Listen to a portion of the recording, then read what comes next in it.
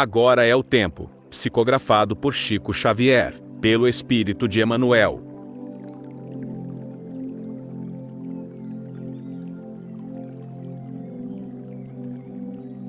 Capítulo 1. Hoje é o tempo.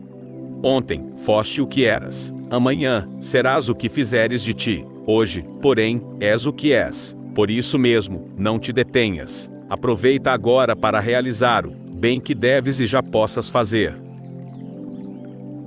Capítulo 2. Frases da hora. Continua trabalhando. Não reclames. Atenção em tudo. Cultiva o essencial. Nada critiques. Auxilia para o bem. Perdoa sempre. Espera construindo. O passado orienta. O futuro promete. Hoje é o dia de fazer o melhor. Capítulo 3. Diálogo. Dizem que, em certo dia, o servidor abatido pelo desemprego indagou ao trabalho: por que me demitiste do teu apoio? E o trabalho, com tristeza, formulou esta contra-pergunta: por que te revoltaste contra mim? Capítulo 4. Diversidade. Das grades da cela de uma prisão, 3 detentos contemplavam a beleza da manhã. O primeiro perguntou ao segundo: o que te prende a atenção, lá por fora? O interpelado respondeu: observo a muralha que nos cerca, e penso em fugir. Em seguida, formulou a contra-pergunta: e o que enxergas? A resposta veio pronta: acompanho os guardas que nos vigiam e imagino como eliminá-los. Ambos fixaram o companheiro pensativo e um deles indagou: e o que anotas, além destas grades? O terceiro informou: vejo a imensidade do céu, admiro a beleza das flores, e penso em Deus que um dia nos doará os meios preciosos para a recuperação da liberdade. Capítulo 5. Diante das horas. O homem pode acumular o ouro para negociá-lo quando julgue oportuno, dispõe de meios, a fim de reter as safras de cereais, na expectativa de preços que lhe satisfaçam as conveniências. Entretanto, das riquezas que a divina providência lhe empresta, uma existe que ele não consegue armazenar: é o tesouro dos dias. Toda criatura é obrigada a gastar as próprias horas, trocando-as por algo. A quem as troque por trabalho e cultura, serviço ao próximo e dever cumprido, ociosidade e queixume, irritação e rebeldia. Ao termo de cada existência no plano físico, os administradores das horas te perguntarão, naturalmente: que fizeste do tempo que o Senhor te confiou? Então, compreenderás, por fim, que o tempo é vida. Capítulo 6. Na trilha das horas.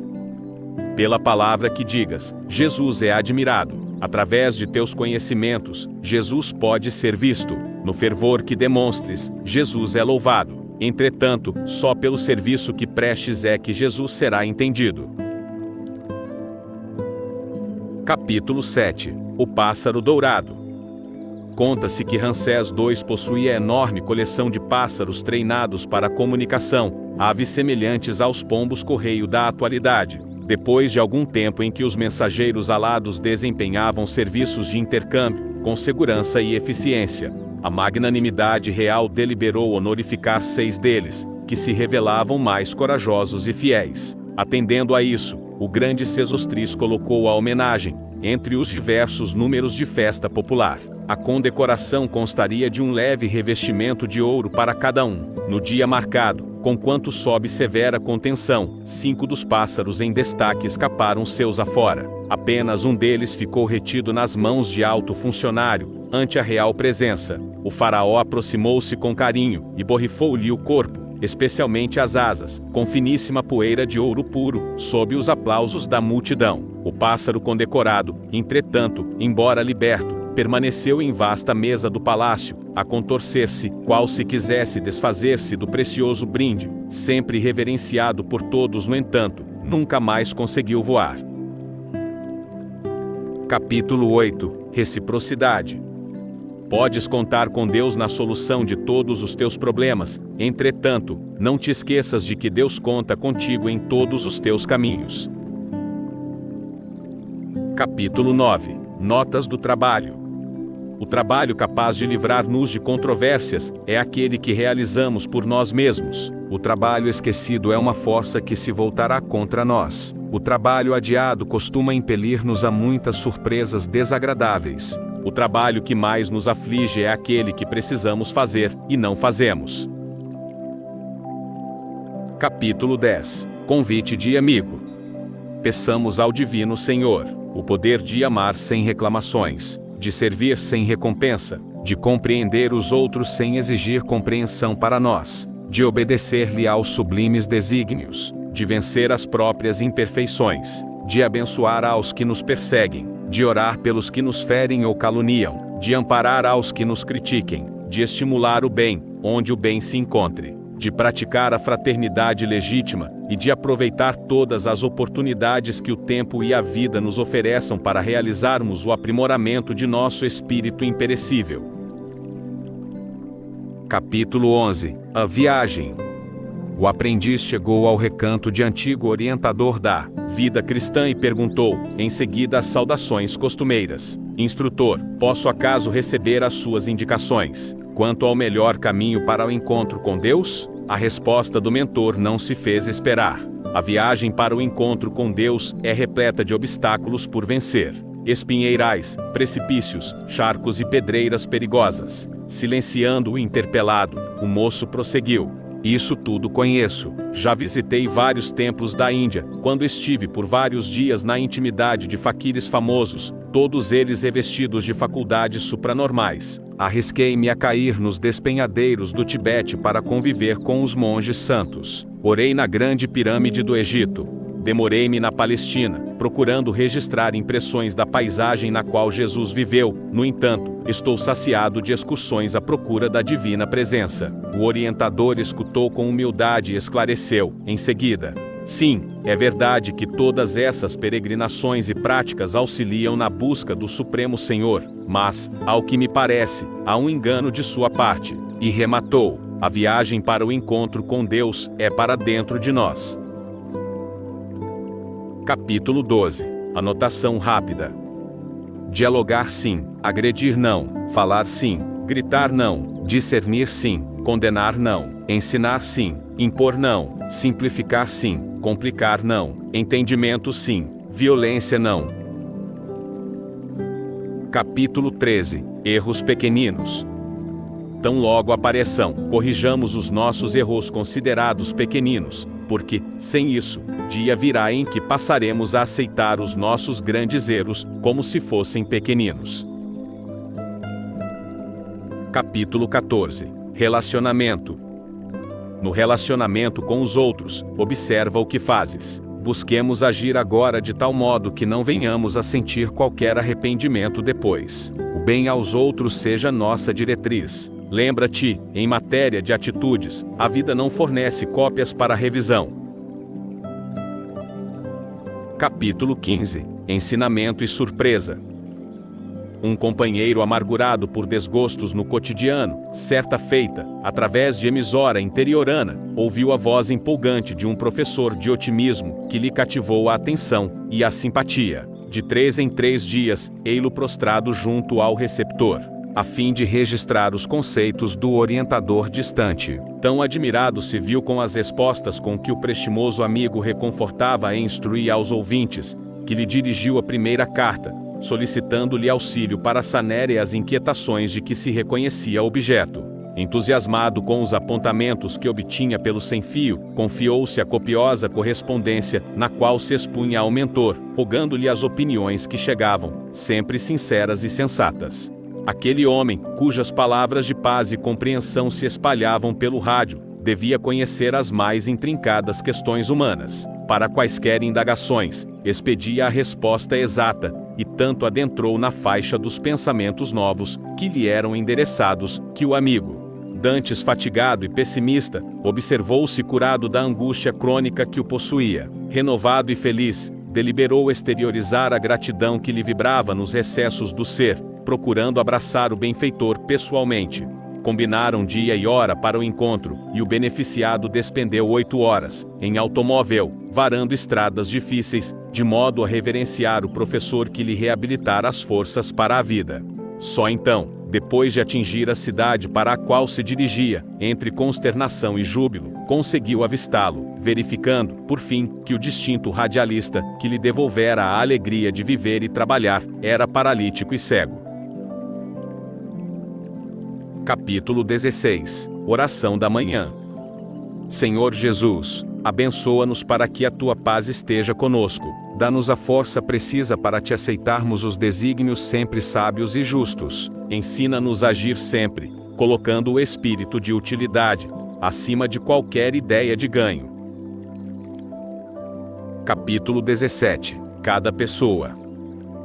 Cada pessoa é aquilo que crê, fala do que gosta, retém o que procura, ensina o que aprende, tem o que dá e vale o que faz. Sempre fácil, portanto, para cada um de nós reconhecer os esquemas de vivência em que nos colocamos.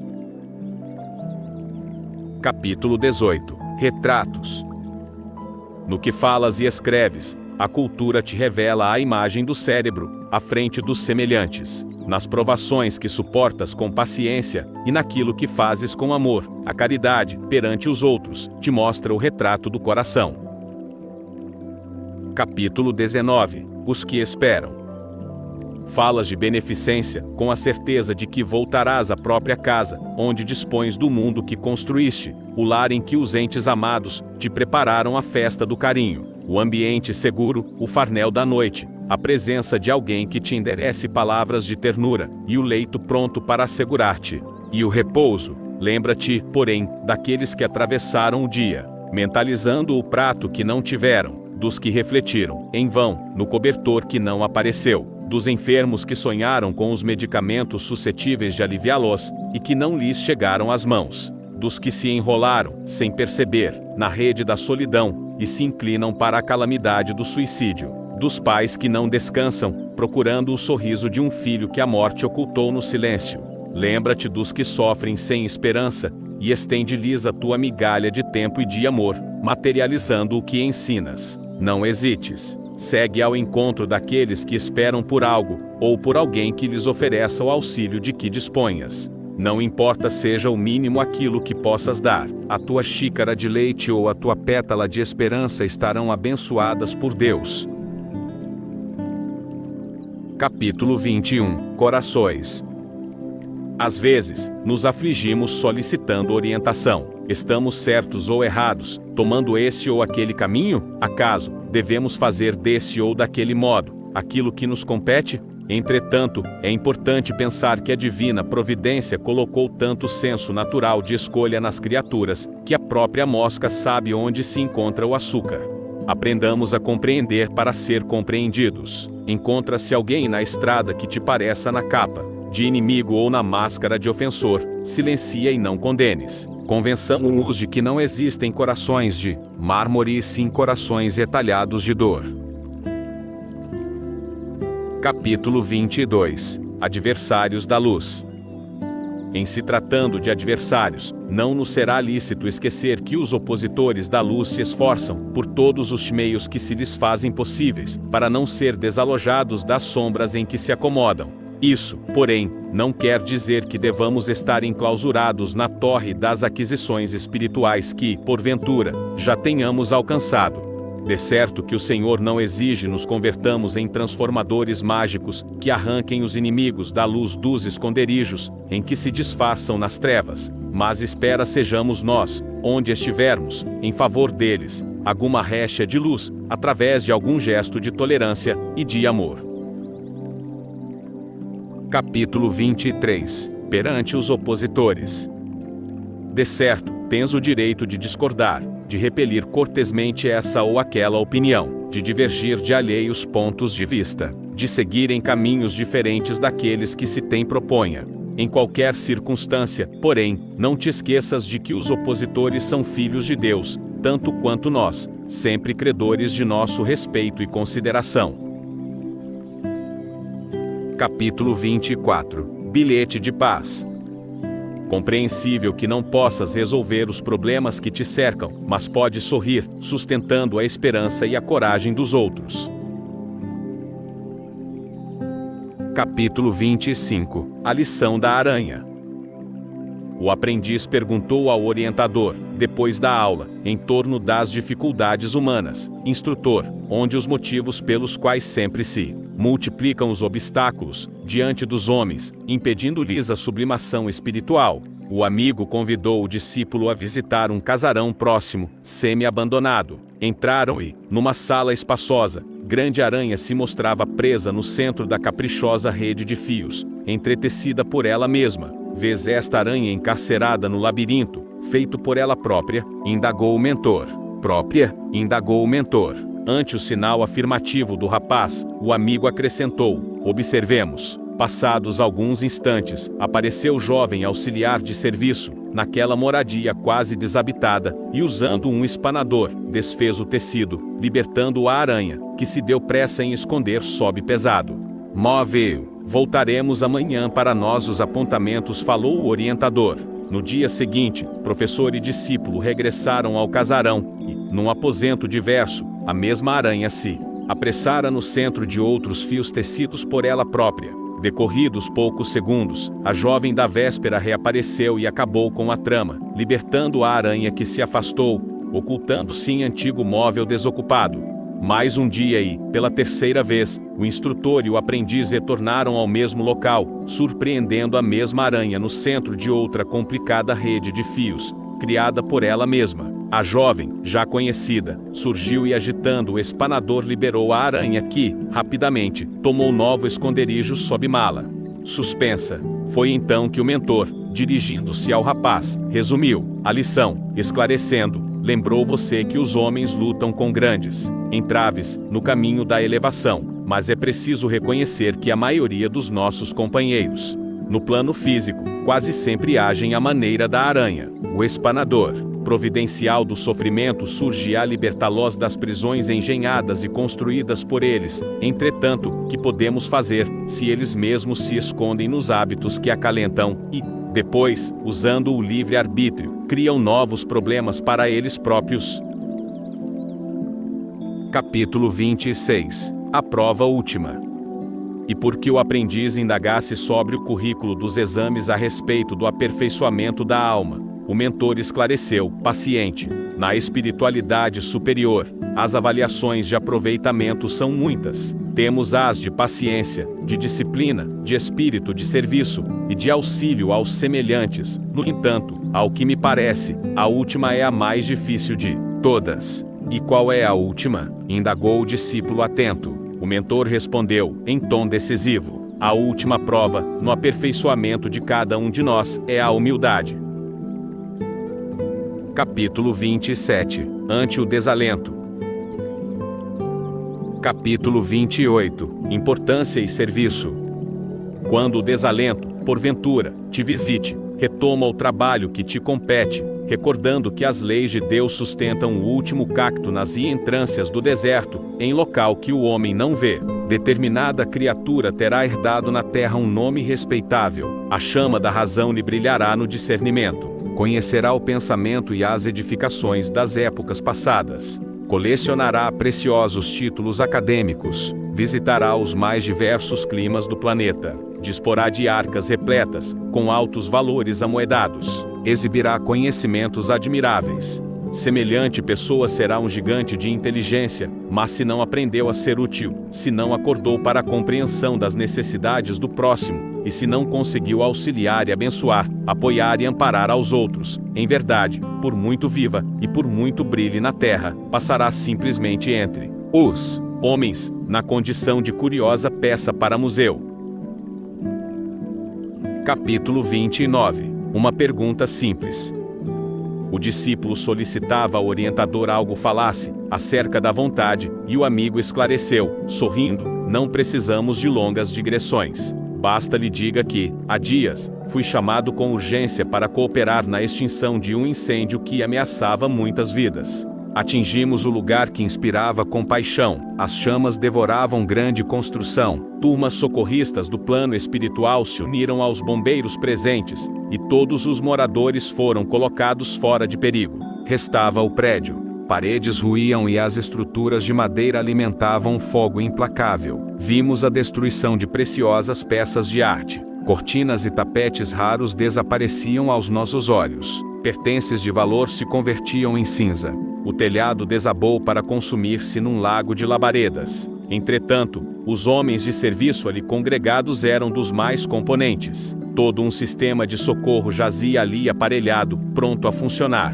Mangueiras enormes foram inteligentemente asestadas contra o fogaréu, mas, no instante da ação, faltava água. Claro seja desnecessário dizer que o prédio foi destruído. Em seguida, o mentor rematou: aí está o símbolo da vontade. Temos milhares de irmãos equipados com todos os recursos culturais para se defenderem da delinquência, do desequilíbrio, da irritação e do desânimo. E, sorrindo, terminou a lição com uma pergunta simples: mas se não usam a própria vontade, o que se há de fazer?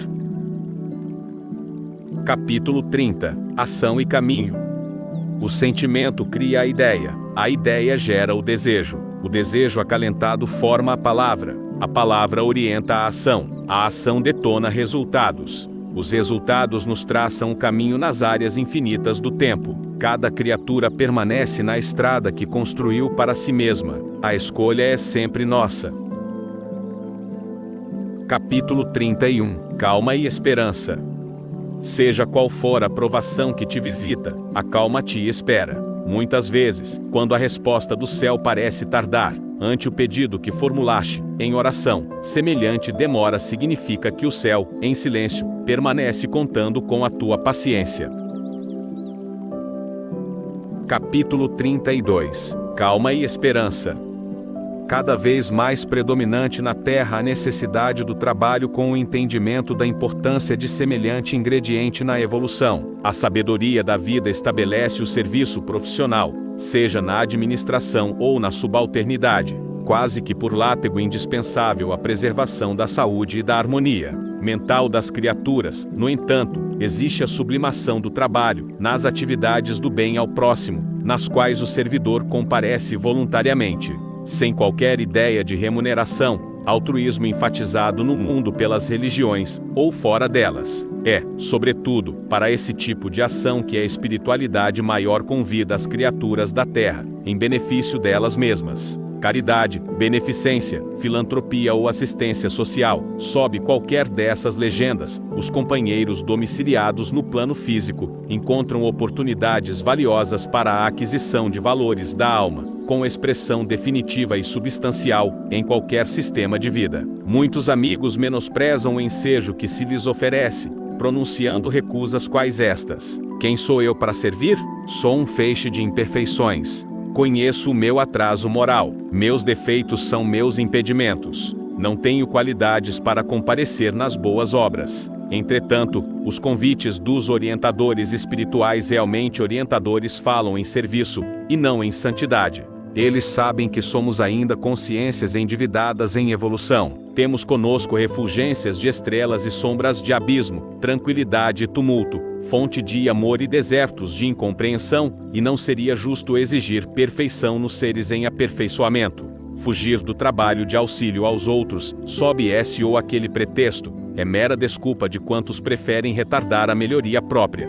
E afirmamos isso, porque estamos muito longe do clima dos anjos, e, se quisermos caminho de elevação para o reencontro com aqueles que nos esperam nas vanguardas da luz, a única opção será sempre servir. Capítulo 33. Pontos da fé. A fé em Deus, comentou o sábio, é sempre única na essência, mas se caracteriza em manifestações diferentes em cada criatura, como sejam, no sofrimento, aceitação, na tentação, resistência, no trabalho, alegria, no progresso, proveito, na dificuldade, paciência, na tribulação, esperança, na caridade, silêncio, na ofensa, perdão, no relacionamento, gentileza, na enfermidade, calma, na crise, coragem, no tumulto, serenidade, na provação, ânimo firme, na abastança, prudência, na carência, otimismo, na profissão, honestidade, na afeição, equilíbrio, no lar, mais amor.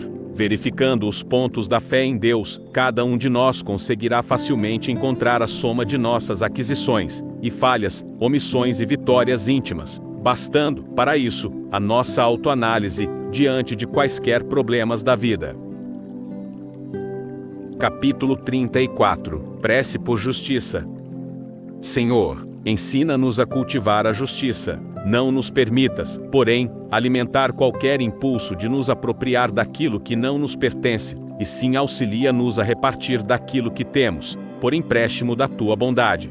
Protege-nos na sustentação do amor que nos propomos a conservar, mas concede-nos coragem para compreender o anseio de apoio afetivo, do qual os outros se julgam necessitados. Resguarda em nós o senso de direção, entretanto, impele-nos a descobrir para onde vamos. Faze-nos livres, mas auxilia-nos a saber para que. Induze-nos a reconhecer que todos os patrimônios da existência, quaisquer que sejam, são empréstimos de teu infinito amor, em nosso benefício, para que o orgulho e a sombra da posse não nos ensoberbeçam. Senhor, dá-nos a entender que unicamente o nosso próprio trabalho no bem nos conferirá a experiência necessária para a assimilação da verdade em nós mesmos e fortalece-nos a certeza de que a nossa mais alta felicidade tem o sinônimo de servir. Emmanuel Francisco Cândido Xavier 47 ampara-nos, a fim de que venhamos a possuir aquilo de que precisemos. No entanto, faze-nos úteis aos nossos semelhantes. Dá-nos o esquecimento das faltas alheias, tanto quanto esperamos ser desculpados por nossos próprios erros. Enfim, Senhor, ouve, por misericórdia, as nossas petições. No entanto, não nos consintas agir simplesmente em função de nossos desejos, e sim de acordo com a sabedoria de tua vontade. Assim seja. Capítulo 35. Definição simples. O caso não deve ser categorizado à conta de anedota. É um episódio ocorrido entre um homem franco e um companheiro de alma simples. O amigo que tentava abraçar os princípios evangélicos chegou à casa do pastor e, depois de introito natural na conversação entre pessoas sinceras, finalmente explicou: "Se o que eu desejo, reverendo, é encontrar um cristão, modelo que me sirva de exemplo, leal, desprendido das posses terrenas, consagrado ao reconforto dos infelizes, humilde e valoroso ao mesmo tempo, que não erre, que não negocie sobre assuntos religiosos para a extração de vantagens pessoais, que se esqueça no serviço aos semelhantes." Porque o anfitrião silenciasse, prosseguiu: "O que vemos por aí? Brigas e acusações recíprocas, orgulho e vaidade falando grosso, pretensões descabidas, e o egoísmo feroz por nota dominante em toda parte. Que diz a isso?" O interpelado esclareceu brandamente: "Sim, somos criaturas humanas, criadas por Deus, mas ainda inacabadas. As lições do Evangelho nos têm prestado serviços imensos na terra, entretanto, ainda somos espíritos imperfeitos, mas sempre tentando melhorar-nos, sempre mais. Isso não me serve", clamou o visitante um tanto desesperançado, e acrescentou: "Não existirá um cristão perfeito?" O pastor respondeu com a maior simplicidade que se possa encontrar no mundo: "Não podemos esquecer que existiu um deles que foi perfeito, possuía todos os dons excelentes que o Senhor reclama. No entanto, foi sacrificado pelos próprios homens aos quais veio servir. Até hoje, é venerado por todas as criaturas. Seu nome era Jesus Cristo." Capítulo 36. Não reproves. Usa a palavra que abençoa e auxilia. Não reproves ninguém. Deus é amor. Capítulo 37. Confiança e amor. Um dia, o homem, cansado de errar, depois de caído no despenhadeiro das próprias faltas, perguntou ao Senhor: "Amado Mestre, por que não te compadeceste de mim, se te entreguei toda a minha confiança?" E, embora estivesse muito longe, ouvi a voz do Senhor que lhe respondeu, na acústica de consciência: "Bendito companheiro de minha alma, por que não te compadeceste de mim que te espero com tanto amor?" Capítulo 38. Sempre que possível. Onde estejas e por onde passes, sempre que possível, deixa algum sinal de paz e luz para aqueles irmãos que estão vindo na retaguarda, a fim de que não se percam do rumo certo. Capítulo 39. Sempre que possível. Peçamos a Jesus nos abençoe e nos ampare em nossos caminhos e ações, que o Senhor tenha misericórdia de nós. Onde estivermos e com quem estejamos, que o Senhor nos conceda a sua paz. Capítulo 40. Prece de gratidão. Pelo apoio do lar, pelo amparo da escola, pela proteção do trabalho, pela alegria de servir, pela defesa da higiene, pelo aviso da experiência, pelo exercício da tolerância, pela capacidade de ser útil, pelo dom de discernir, pela força da paciência, pelo amigo que me socorre, pelo adversário que me instrui, pelos estímulos com que me conduzes, pelas provações com que me esclareces, pelas dificuldades com que me controlas, pelas provações com que me esclareces, pelas dificuldades com que me controlas, pela energia da esperança e por todas as bênçãos de amor que me proporcionas, através dos entes queridos que me confias. Obrigado, meu Deus.